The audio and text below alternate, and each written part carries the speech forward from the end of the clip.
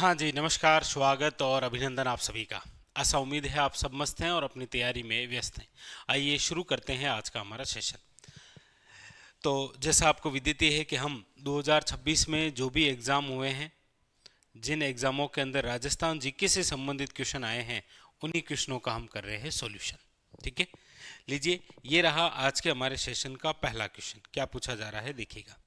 पूछा जा रहा है आपको, कौन सी नदियाँ लूनी नदी की सहायक नदियाँ हैं, यानी इनमें से ऐसी कौन सी नदियाँ हैं जो कि आपके लूनी की सहायक नदियाँ हैं। ऑप्शन में आप देखेंगे तो बांडी है, ऑप्शन आपके सामने जोजड़ी है, ऑप्शन आपके सामने माही है और ऑप्शन आपके सामने शुकड़ी है। यहाँ पर पूछा गया है लूनी नदी की सहायक नदियाँ। आप कहेंगे सर, लूनी नदी की जो सहायक नदियाँ हैं उसमें आप देखिए लीलड़ी, मीठड़ी, बांडी, शुकड़ी, जोजड़ी या जोजरी, जवाई, सागी और गुहिया। ये जो सारी सारी नदियां हैं, याद रखिएगा किसकी सहायक नदियां हैं, लूनी की। इसका मतलब आप कहेंगे सर यहाँ पर ए, बी और डी, ए बी और डी जो है ऑप्शन नंबर क्या है, B is a correct answer. ये तो लूनी की सहायक नदियां हैं। ऐसा नहीं है कि आप सोचें सर पीछे डी है, ये लीलड़ी, मीठड़ी, बांडी, सूखड़ी। याद रखिएगा कंफ्यूज के लिए एक है आपके सामने कुकड़ी, एक कुकड़ी और एक है शुकली। ये दो जो सहायक नदियां हैं, इसको पढ़ने में ऐसा लग सकता है आपको लूनी की है, लेकिन याद रखिएगा ये दोनों जो है कुकड़ी और सूखली, ये पश्चिम बनास की सहायक नदियां हैं। किसकी है, याद रखिएगा पश्चिम बनास की। ठीक है, तो यहाँ ऑप्शन नंबर क्या हो जाएगा, B is a correct answer. अगला अगला है आपके सामने, लीजिए। पूछा जा रहा है आपसे कि राजस्थान के दक्षिण पूर्वी पठारी क्षेत्र के बारे में कौन से कथन सत्य हैं। यानी हमारे राजस्थान का जो दक्षिण पूर्वी पठार क्षेत्र है उसके बारे में सत्य पूछ रहा है। सबसे पहला क्या कह रहा है कि सर इसे हाड़ौती पठार भी कहा जाता है। आप कहेंगे बिल्कुल सही है सर, दक्षिण पूर्वी जो पठारी प्रदेश है इसे हम हाड़ौती पठार के नाम से भी जानते हैं। फिर ये राजस्थान की अरावली पर्वतमाला के दक्षिण और पूर्वी भाग में विस्तृत है। आप कहेंगे सर ये रहा राजस्थान, और यहाँ पर आप सब जानते हैं कि मरुस्थल है। मरुस्थल के बाद में क्या है, अरावली है। अरावली के बाद में क्या है, आप कहेंगे सर मैदान है, और मैदान के बाद में क्या है, पठार है। तो ये कह रहा है कि अरावली के दक्षिण पूर्वी, आप कहेंगे सर अरावली के दक्षिण पूर्वी में तो क्या है, मैदान है, दक्षिण पूर्वी पठार नहीं है। बी जो है वो तो क्या हो गया है, गलत हो गया। ठीक है, अगली बात देखिए। अगली बात है आपके सामने कि चंबल इस क्षेत्र की प्रमुख नदी है क्या। आप कहेंगे बिल्कुल सही बात है सर, चंबल नदी जो है वो इस हाड़ौती क्षेत्र की क्या है, एक प्रमुख नदी है। ये राजस्थान का सबसे बड़ा क्षेत्र है क्या। आप कहेंगे नहीं सर, ये राजस्थान का सबसे बड़ा क्षेत्र जो है नहीं है।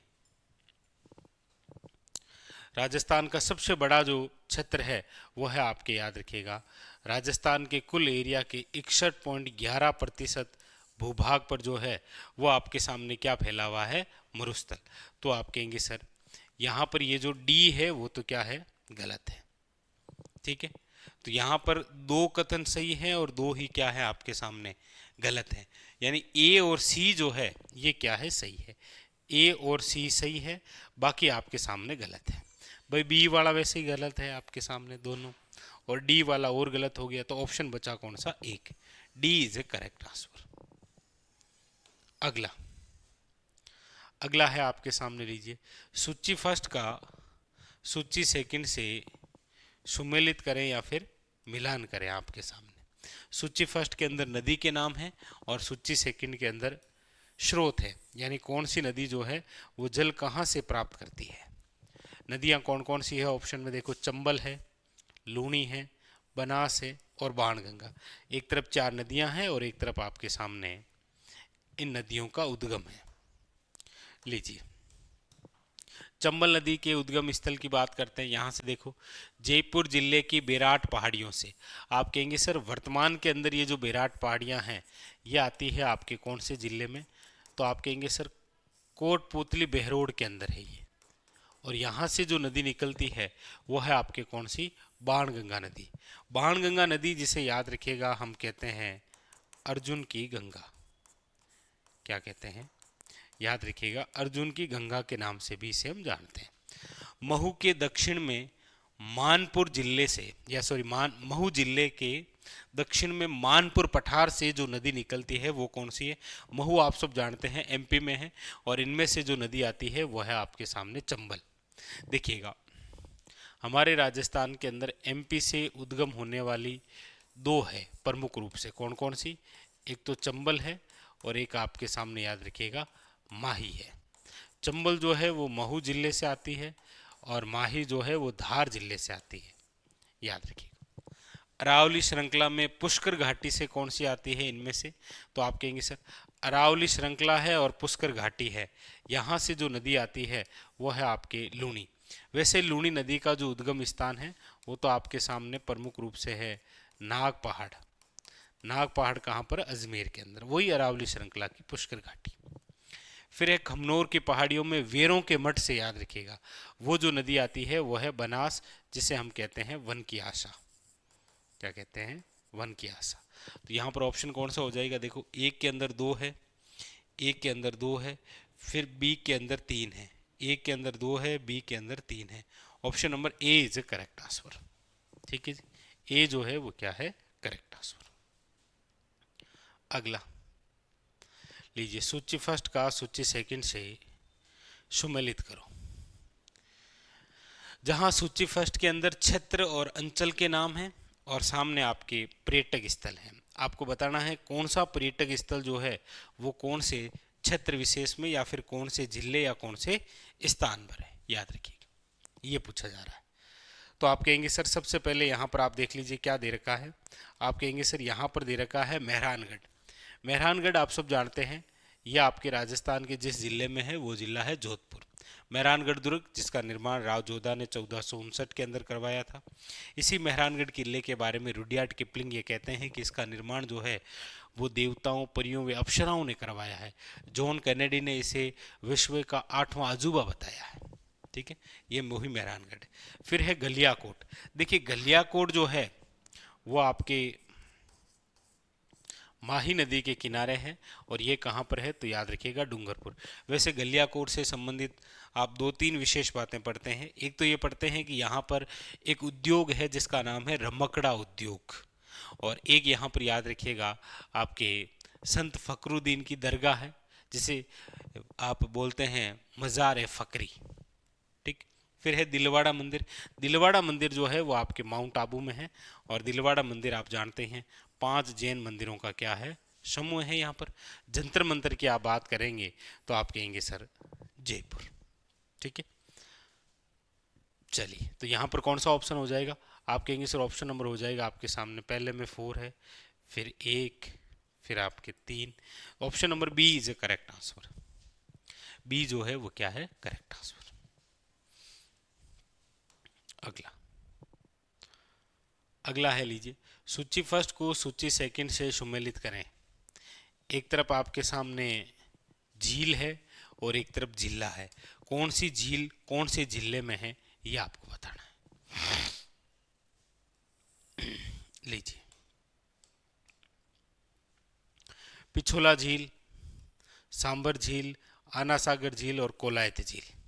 देखिए सबसे पहले तो यहाँ पर जो कन्फ्यूज़न है वो ये इम्पोर्टेंट है, याद रखिएगा। कई बार जल्दबाजी में गलत हो जाता है। एक कोलायत है और एक कायलाना है, याद रखिएगा। एक का नाम कोलायत झील है, एक का नाम क्या है? कायलाना है। कोलायत झील जो है वो तो है, याद रखिएगा, बीकानेर के अंदर, और कायलाना जो है वो है आपके, याद रखिएगा, जोधपुर में। कोलाई झील का दूसरा नाम है कपिल सरोवर, कायलाना झील का दूसरा नाम है प्रताप सागर झील। ठीक है, ये दो खास है। पिछोला झील आप सब जानते हैं ये कहाँ पर है? ये उदयपुर की सबसे प्राचीन भी है और सबसे सुंदर झील भी है, क्योंकि इसी के अंदर बने हुए हैं आपके वो जग मंदिर और जग निवास पैलेस। ठीक है, सांबर की आप बात करेंगे तो यहाँ पर देखेंगे कि सांबर झील जो है वो आपके कहाँ पर है, जयपुर में। हालांकि सांबर झील का विस्तार जो है वो प्रमुख रूप से 3 जिलों में देखने को मिलता है, आपके जयपुर, अजमेर और नागौर। अब नागौर की जगह वर्तमान में डीडवाना कुचामन जिला आ जाता है। आना सागर झील की हम बात करते हैं तो ये कहाँ पर है, आप कहेंगे सर अजमेर के अंदर। कोलाई झील आपके हुई गई है बीकानेर में। मतलब यहाँ पर जो ऑप्शन नंबर है वो कौन सा हो जाएगा, तो आप कहेंगे सर ऑप्शन हो जाएगा आपके सामने, ये लीजिए D is a correct answer. ठीक है, डी जो है वो क्या है, करेक्ट आंसर। अगला लीजिए, अगला क्या कह रहा है।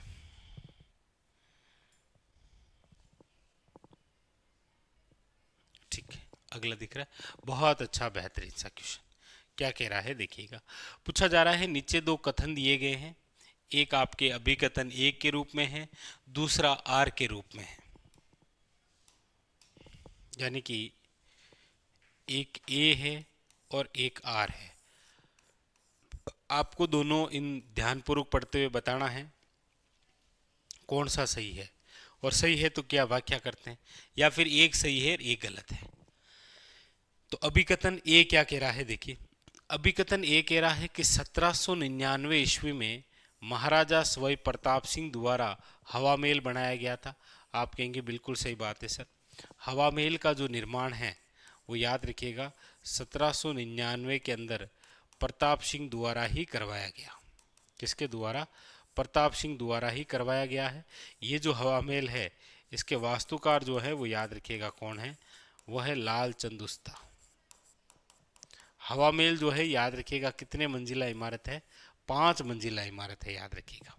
ठीक है, फिर कारण है क्यों बनाई गई, ये रानियों के लिए बनाया गया था ताकि वे महल के अंदर बैठकर शहर के मेले, त्योहार, जुलूस और सवारियों को देख सकें। आप कहेंगे बिल्कुल सही है सर, इसीलिए किसका निर्माण हुआ था, हवा महल का। मतलब यहाँ पर दोनों सही भी हैं और ये आर ए की सही व्याख्या भी है। यानी ऑप्शन नंबर जो है वो क्या है आपके सामने, यहाँ पर ए इज ए करेक्ट आंसर, याद रखिएगा। ठीक है, वेरी वेरी इंपॉर्टेंट। चलिए आगे,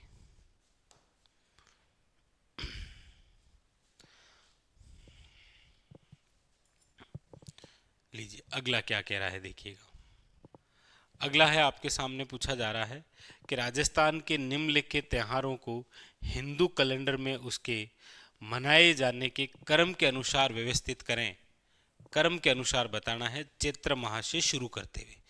अब 4 त्योहार हैं आपके सामने, इन चारों को क्रम से बताना है लेकिन चैत्र से शुरू करते हुए।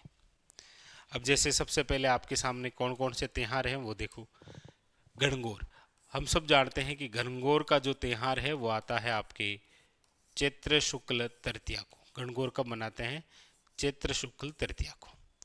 अच्छा, अक्षय तृतीया कब मनाते हैं, तो आप कहेंगे सर ये मनाते हैं वैशाख शुक्ल तृतीया, जिसे हम बोलते हैं आखा तीज है ये। अच्छा, तीज की बात करेंगे तो ये कब है, तो आप कहेंगे सर श्रावण शुक्ल तृतीया, ये आपके कौन सी है, तीज है। होली का त्यौहार है तो आप कहेंगे सर फाल्गुन। अब इनको सही क्रम से जमा दीजिए, मेरे हिसाब से कोई दिक्कत है नहीं, क्योंकि चैत से लेकर फागण तक है, यानी कि ए से शुरुआत होगी। इसमें सबसे पहले कौन सा आएगा, ए गणगौर आएगा, चैत, फिर आ जाएगा आपके सामने वैशाख, फिर जेठ, फिर आषाढ़, फिर श्रावण, और सबसे आखिरी में कौन सा है, Phalgun. A C B D, A C B D, option number जो है वो क्या है, डी इज करेक्ट आंसर। लीजिए, तो इस प्रकार से आपके सामने एक क्वेश्चन जो है ये आता है। 4 त्योहार दे दिए और इन चारों त्योहारों को आपको सही क्रम के अकॉर्डिंग जमाना है। ठीक है,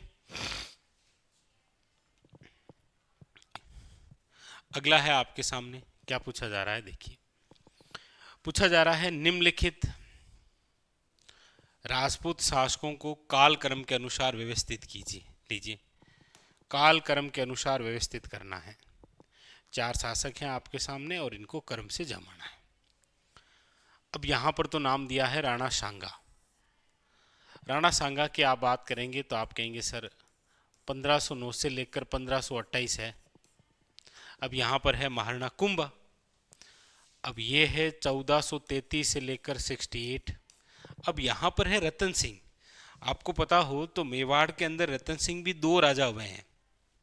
ये आपके सामने यहाँ पर सेकंड दे नहीं रखा है, इसका मतलब ये रतन सिंह फर्स्ट हैं, रावल रतन सिंह, जिनका टाइमिंग रहा है 1302 से लेकर 1303 तक। उसके बाद में अलाउद्दीन खिलजी का आक्रमण हो गया। और ये हैं आपके जेतर सिंह। जेतर सिंह जो है वो आपको पता हो तो 1213 के अंदर राजा बने थे। और इनसे संबंधित आप याद भी रखते हैं कि जेतर सिंह और इल्तुतमिश के मध्य एक युद्ध लड़ा गया था। कौन सा? भूताला का युद्ध। याद आया? तो अब यहां पर इनको क्रम के अकॉर्डिंग देख लीजिए। सबसे पहले आपके सामने क्या आ जाएंगे? आप कहेंगे सर सबसे पहले आएंगे जेतर सिंह, ठीक है, फिर आएंगे रतन सिंह, ठीक है, फिर आ जाएंगे आपके सामने कौन से? कुंभा, और उसके बाद में कौन से आ जाएंगे? तो आप कहेंगे सर ये CDBA ऑप्शन नंबर क्या है? D is correct answer. तो 4 शासक और इनका सही क्रम। ठीक है, आगे अगला है, लीजिए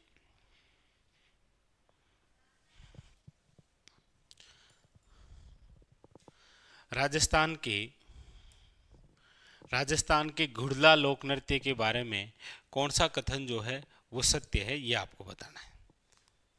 लीजिए, राजस्थान का घुड़ला लोक नृत्य के बारे में कौन सा कथन सत्य है, बताइए।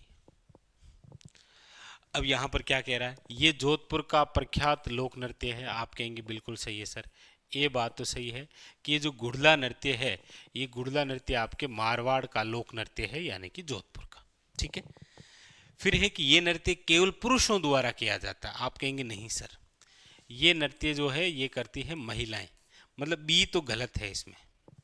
ठीक है, फिर इसके बाद में है आपके सामने कि इस नृत्य में नर्तक जो हैं वो अपने सिरों पर घड़ों में प्रज्वलित दीप लेकर नृत्य करते हैं। यानी घुड़ला नृत्य कैसे करते हैं? तो आप कहेंगे सर महिलाओं द्वारा अपने सिर पर छिद्रित घड़े में दीपक रखकर जो नृत्य किया जाता है उसे आप क्या बोलते हैं? घुड़ला नृत्य। आप कहेंगे बिल्कुल सही है सर। नर्तक योद्धा के समान वेशभूषा पहनते हैं क्या? आप कहेंगे नहीं सर। तो यहाँ पर ए और सी जो है वो ऑप्शन नंबर है D is a correct answer. याद रखिएगा कौन सा नृत्य था ये था आपके सामने घुड़ला नृत्य। Very very important.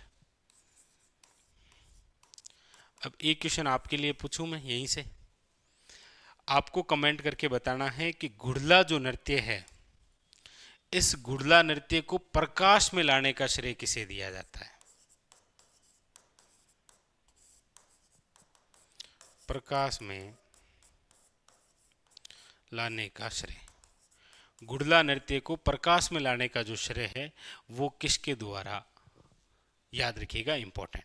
हालांकि इससे रिलेटेड एक क्वेश्चन मैं आपके साथ में और डिस्कशन कर दूंगा। याद रखिएगा, यदि आपके जहन में डॉक्टर जयनारायण व्यास का नाम आ रहा है तो याद रखिएगा डॉक्टर जयनारायण व्यास जिस नृत्य को प्रकाश में लाने का श्रेय दिया जाता है, इनको प्रकाश में लाने का श्रेय वो है, याद रखिएगा, ढोल नृत्य। कौन सा है? वो तो है ढोल नृत्य, जो कि कहाँ का है? जालोर का। इसलिए ये तो नहीं सोचना है नाम डॉक्टर जयनारायण व्यास का, ये तो यहाँ पर सोचना है कि ढोल नृत्य को प्रकाश में लाने का जो श्रेय है वो किन्हें दिया गया है? तो याद रखिएगा डॉक्टर जयनारायण व्यास को। आपको ये बताना है कमेंट करके कि घुड़ला नृत्य, इस घुड़ले नृत्य को प्रकाश में लाने का श्रेय जो है वो आपके किसे दिया जाता है? घुड़ला नृत्य आप सब जानते ही हैं किसकी याद में। अच्छा, घुड़ला नृत्य करते भी कब हैं? तो आप कहेंगे सर ये जो घुड़ला नृत्य है ये किया जाता है आपके, याद रखिएगा, चैत्रकृष्ण अष्टमी, शीतला अष्टमी के अवसर पर। घुड़ला नृत्य किस राजा की याद में है? याद रखिएगा शातल देव, क्योंकि मारवाड़ के महाराजा थे जिनका नाम है शातल देव। उसी समय याद रखिएगा अजमेर के हाकिम थे मल्लू खां। मल्लू खां का सेनापति घुड़ले खां पिंपाड़ शहर से कुछ कुंवारी कन्याओं को उठा लेकर चला जाता है। उनको बचाने के लिए शातल देव जाता है। एक युद्ध लड़ा गया था 1492 के अंदर, आपको पता हो तो कौन सा? कोषाणा का युद्ध। कोसाणा का युद्ध लड़ा गया था, कोसाणा जोधपुर में 1492 के अंदर। इसी युद्ध में लड़ते हुए वीर गति को प्राप्त हुए थे कौन? शातलदेव। हालांकि इन्होंने गुड़ले खां की हत्या कर दी थी, उसी का छिद्रित सर यहाँ लाया गया था। इसीलिए तो आप देखते हैं वर्तमान के अंदर गढ़ों में प्रज्वलित दीपक लेकर जो नृत्य करते हैं उसे हम क्या बोलते हैं? याद रखिएगा, गुड़ला नृत्य। ठीक है, एक बार तो ये भी क्वेश्चन आया था कि गुड़ला नृत्य किस पर्व पर होता है। तो देखिए, गुड़ला नृत्य होता कब है? चैत्र कृष्ण अष्टमी। और इस समय कौन सा पर्व चल रहा होता है? आप कहेंगे सर गणगौर, क्योंकि गणगौर जो पर्व है वो 18 दिन का होता है। भाई गणगौर त्योहार की शुरुआत कब हो जाती है? इसकी त्योहार की शुरुआत हो जाती है चैत्र कृष्ण एकम। तो चैत्र कृष्ण एकम 15 दिन तो ये हो गए, और मनाया कब जाता है? चैत्र शुक्ल तृतीया, 3 दिन वो हो गए, 15 और 3 कितने हो गए? 18 दिन। तो ऐसे भी क्वेश्चन बन सकता है। ठीक है, लेकिन आपको ये बताना है कि गुड़ला नृत्य को प्रकाश में लाने का जो श्रेय है वो किसे दिया जाता है। ठीक है, ये क्वेश्चन है आपके लिए। चलिए, तो फिलहाल आज के लिए इतना ही। मिलते हैं अगले सेशन में इसी प्रकार और बेहतरीन क्वेश्चनों के साथ। और बेहतरीन क्वेश्चन है, इसी सेशन को बढ़ाएंगे यहीं से आगे। तब तक के लिए धन्यवाद।